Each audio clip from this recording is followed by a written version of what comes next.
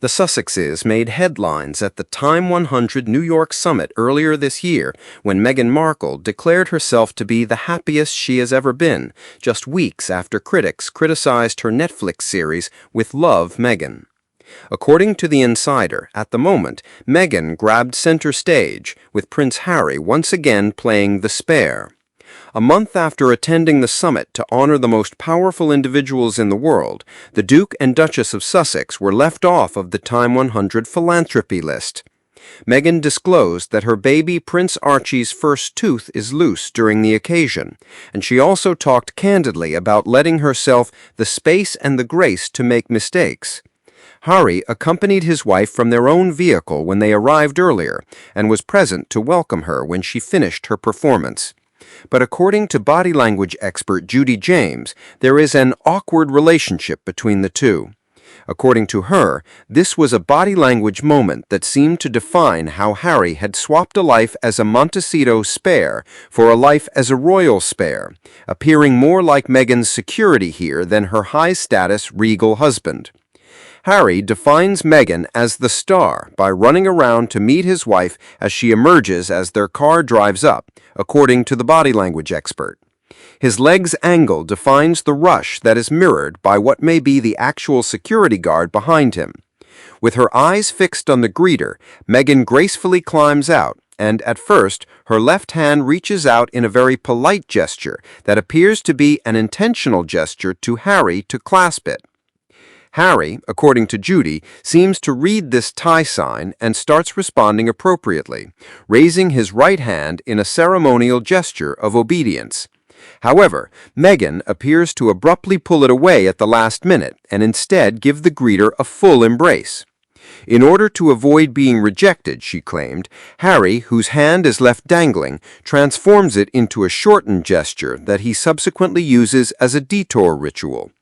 We observe him drop his hand and then use it for something else, clumsily raising the back of his jeans with it while standing and half-smiling shyly.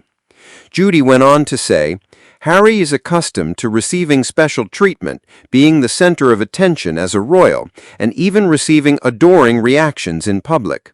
However, Meghan's moment is evidently hers, as she walks away from Harry to enter the event, rather than introducing him to the woman she just gave a warm embrace. Harry falters a little and has to lift an arm to indicate that he will follow Meghan, as the greeter raises her own arm to lead the way. It's a challenging moment for everyone, and Meghan doesn't appear to stay to help Harry, who is hustled in behind her, have a better time.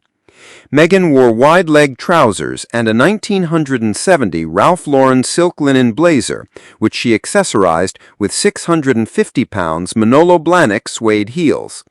Her jewelry collection totaled about 35,000 pounds, which included a 7,050-pound Cartier bangle and 6,950-pound tabaye gold hoop earrings.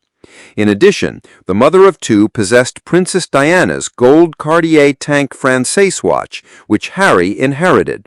At the ceremony, the Duchess disclosed that Archie's first tooth is loose, while Prince Louis, his cousin, was photographed with two front teeth missing. Being a mother offered Meghan perspective, despite the fact that it had been an extremely hectic time as she developed her lifestyle company As Ever, new podcast, and Netflix series. When asked how she maintained her focus as a well-known person who is being scrutinized, the Duchess stated that she avoids the internet.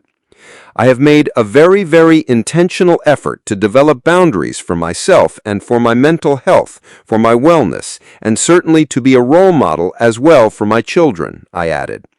I think obviously focusing on our family and our children is most important, the Duchess responded when asked what her next was. Harry has been called a spare in his relationship with Meghan on other occasions. When Meghan and Harry participated in a drumming session during the Sussexes' 2024 quasi-royal tour to Colombia, Judi James remarked that, despite the fact that this appears to be a very traditional style of royal visit, Harry is already looking a little like the spare here. Harry appears to be overwhelmed by the heat or his lack of drumming ability, whereas Meghan seems to be taking the initiative and enjoying the visit with joy, confidence, and excitement. Meghan's demeanor is far more royal, with a classic Duchess smile that she manages to maintain throughout her visit and a very poised sense of elegance. Judi wrote, "Meghan makes a pathetic gesture of confidence and power in response to Harry's apparent attempt to follow her lead."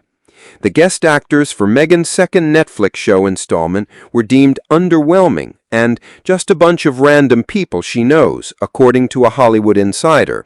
Royal analyst Richard Fitzwilliams stated, "The complete lack of celebrities in Meghan's first and second cooking shows can only indicate a lack of pulling power, which is embarrassing." This was in contrast to Meghan's wedding, which featured A-list guests like David Beckham and Serena Williams. Journalist Tina Brown clarified in her best-selling book Palace Papers, the celebrity guests were a portrait not of Meghan's intimate circle, but of the friends she most wanted to recruit.